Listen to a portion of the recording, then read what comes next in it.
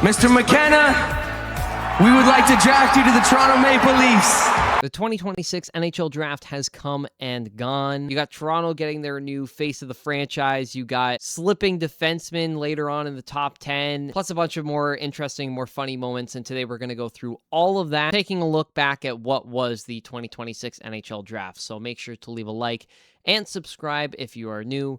And without further ado, let's get into it. So heading into this year's draft, the Leafs get the first overall pick. You have seen my reaction to that. No way! If not, I have it posted up on the channel. But the debate going into it was, are you going McKenna or Stenberg? And as the draft became closer and closer, it just became more obvious that Gavin is the guy. He was the guy before the season started. He is the guy now. He should be the guy that Toronto takes. Otherwise, the city's just going to blow up at that point. So we get to the first pick, and out comes Justin Bieber to make the selection. I know people were complaining about why is he up there making the selection, but you know what? To get an A-list celebrity to one of these things, to drag Bieber out of Hollywood to Buffalo, if I'm the NHL, I'm doing that a million times over. Like, I don't understand what the problem is. But he walks over to make the pick. Mr. McKenna, we would like to draft you to the Toronto Maple Leafs.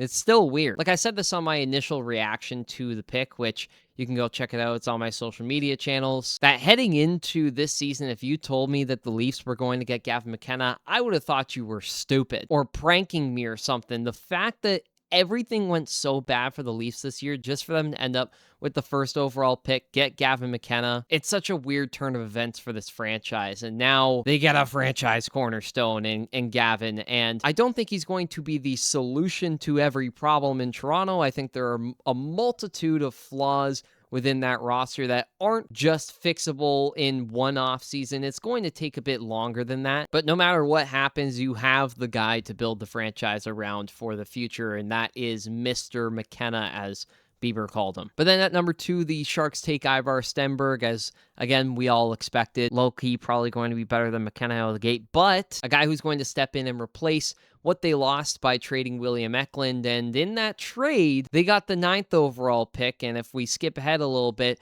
they take a guy who I am shocked fell to this pick, and it's an absolute steal for them now. They got Keaton Verhoff at number 9. So taking a forward and a defenseman and 2 top end prospects is just absolutely insane. They also took Ryan Lynn later on in that first round. I don't see how you view this draft as anything other than a success for the Sharks. They've got such an incredible young core there. Adding Stenberg and Verhoff, who might be a bit more of a project, but could absolutely still be a number 1 or number 2 defenseman in the NHL. They are just loaded for the future. At number 3, the Canucks take Caleb Malhotra, which is very expected, as he gets to play under his dad, Manny Malhotra, who is the new head coach of the team. And it's just a good family moment. You see them hugging and all that kind of stuff on TV.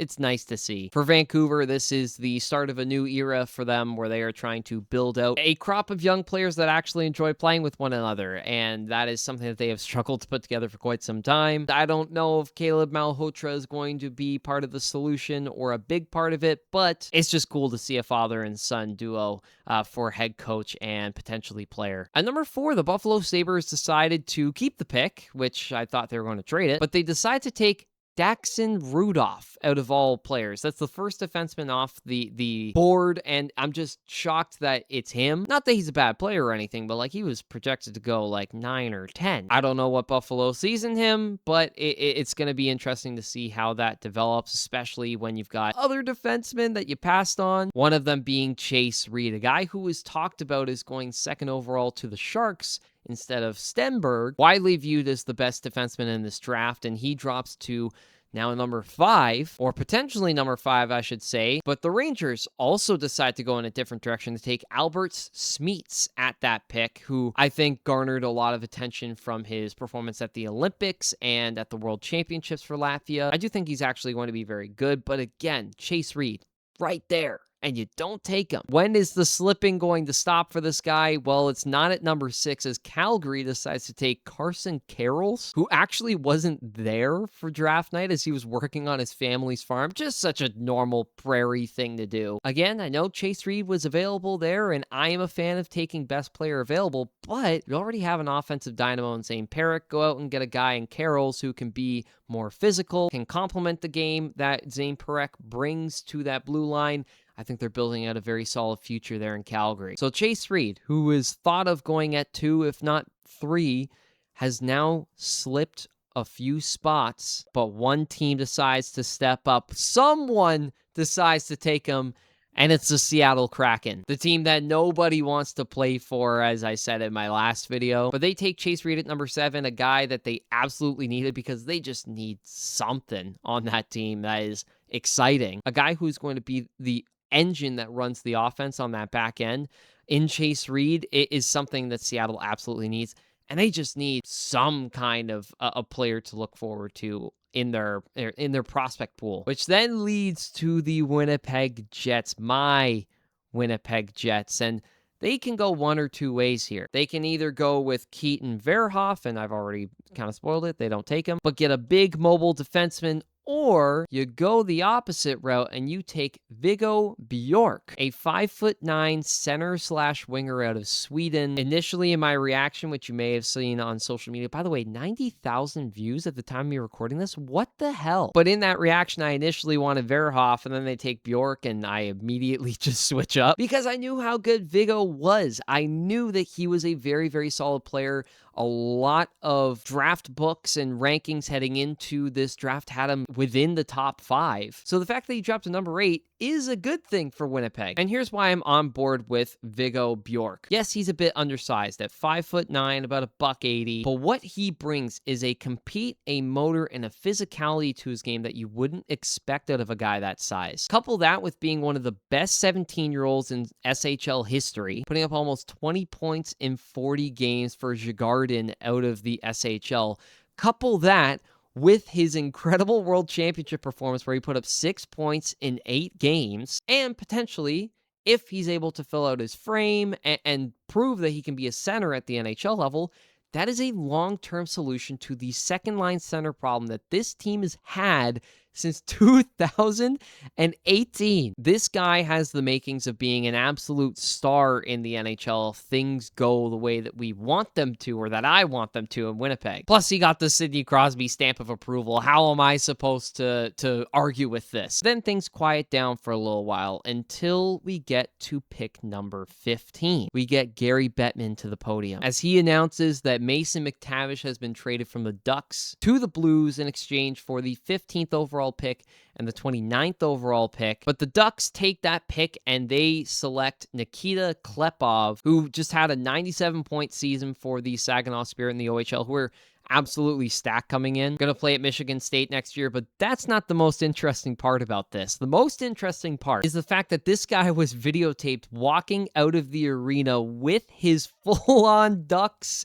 draft gear on, just walking amongst fans. Like, what are we doing here? And then the Detroit Red Wings, who came into this draft without a first-round pick, considering they traded it for Justin Falk at the deadline, they decided to make a deal to get into this first round, trading Sebastian Cossa to the Utah Mammoth for the Boston first-round pick. I actually think this is a great deal for the Utah Mammoth. They really did some tidy work in this draft, moving up to get Belchets and then using a draft pick to get Cossa, who I think is going to end up being a very solid goaltender for them. He's tall, former, I believe, 13th or 15th overall selection for the Red Wings, and I'm so confused by what Steve Yzerman's trying to do here. You trade a young goaltender. Yes, you have other ones in the system, but Cossa was like the guy. But the Yzerman plan just seems to be not really going anywhere. I don't know what that guy's trying to do. First, you have the Larkin trade request, and now you got Cossa getting shipped out. I think Unk might low-key be washed. The Penguins actually select Liam Ruck, who is a part of what is called the Ruck Twins, where he has an identical twin, who the Penguins actually took in the second round of the draft. So they get the twins together, where they got a call from the main man, Sid the Kid, Sidney Crosby, and just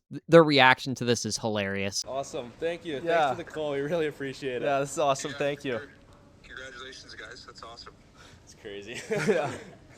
You can see why that was. It's hard to keep your words together. It's the most stressful thing I've done. Yo, I think I'd react that way too, man. If Crosby ever looked in my direction, I think I'd get all giddy, not be able to contain myself. Anyways, other than that, the first round didn't have much else to it. There was other trades that didn't necessarily relate to picks in the first round. You did have Pavel Dorofeyev getting moved from the Golden Knights to the Rangers and promptly signing a 7-year contract that pays him $11 million per season. And I understand the guy could be a 35, 40 goal scorer, but that contract's kind of ridiculous. $11 million for him, really? Or maybe I just don't know what I'm talking about, and that's market value. It could be the case. And as for day two, there wasn't really a ton to talk about. There was the Brandon Carlo trade that sent him to the Blues for 2 third-round picks, but do we really care? Then the Ducks decided to send the signing rights for John Carlson to the Carolina Hurricanes in exchange for a pick, as if they needed another point-per-game defenseman. Although it is just his signing rights, there is no guarantee that he signs with them, but if he does, that's actually unfair. I can't believe it. They just won the Cup. What are we doing? And other than that,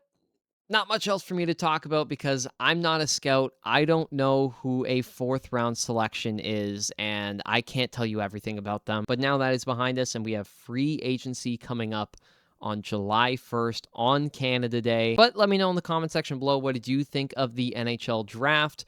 Did you like the picks that your team made? Did you not like them? Let me know what you thought in the comments, but that is it for this one. I did hope you enjoyed. If you did, please make sure to leave a like and subscribe if you are new. Also, thank you a lot to the people on my social channels outside of YouTube for all the support. Even on YouTube, this has been a pretty successful month, but on TikTok, on Instagram, I got a ton of reactions to my draft videos, and it's just insane to see, so thank you for that. But anyways, thank you very much for watching. I'll see you in the next video. Peace out.